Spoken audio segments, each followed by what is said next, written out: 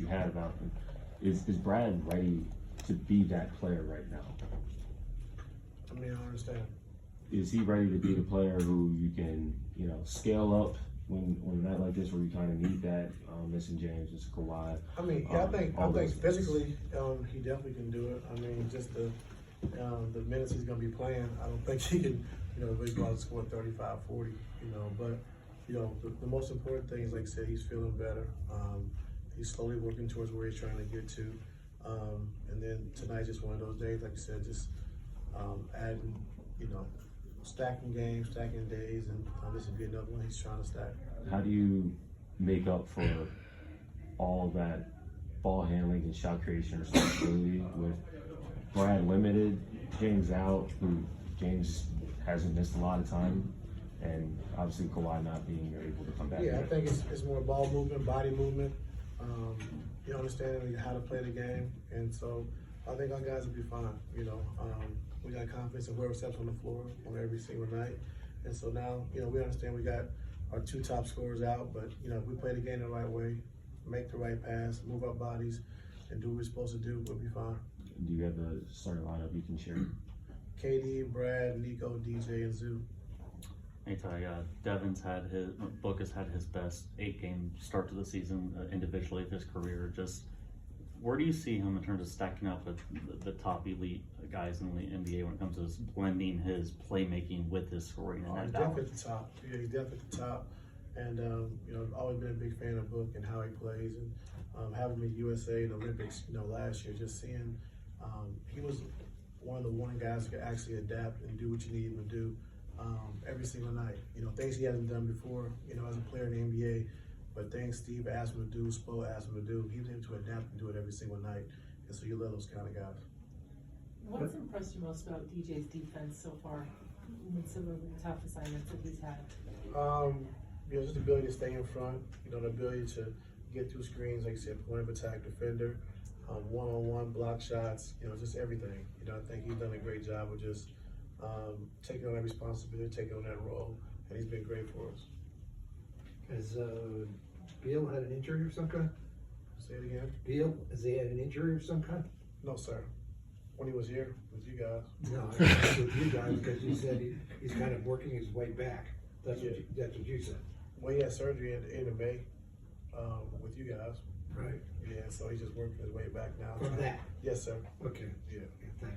Ty, when you look at defending a team like the Suns and the way that they space, and it's not just guys in the possessions where they start or even as the action happens, how do you, teach your defense or kind of give your defense cues for communication or what to kind of expect when things are moving around? Why you got that's been our biggest thing this year is communication. Like, we got to talk the coverages.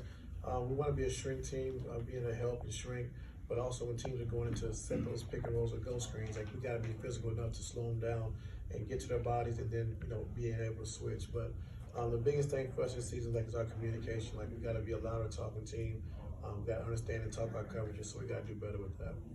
Coach, one of the things with Brad when he was here was that he was trying to play through stuff. I mean, he would play extra, he would do more, but you guys have established over the years of being disciplined, like, all right, you're only playing this many minutes. Don't care how good you feel, you're only playing a certain amount. Got a lot of experience. Right. Yeah. How important is that, though, Coach, to be able to stick to that when the player wants to do it? Yeah, I mean, he definitely wants to play more, but our medical staff is great.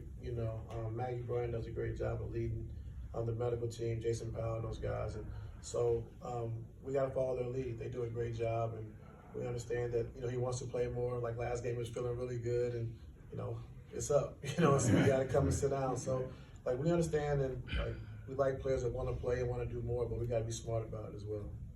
Ty, having played them already, do you see things from that game where you say this will still work even without Kawhi and James? Yes, sir. I hope so.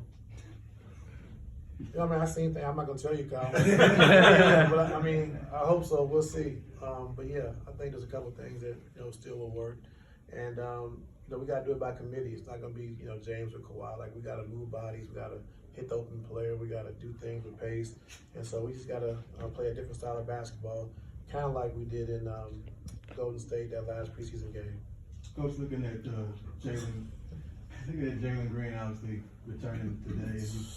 you, sorry, Coach. You obviously have seen him before when he was in Houston. What jumps out as far as what he's able to bring? His speed, his pace, be able to get downhill and pick and rolls, his ability to make shots, step back threes, and just, you know, his athleticism, the way he plays. Yeah, come back tonight. Sorry, Coach. Yeah, sorry. But no, really, really good player, man. Ty, when you look at everything that you had as far as your desire and style of play on offense, last season obviously went well. You add someone like Chris Paul to the bench.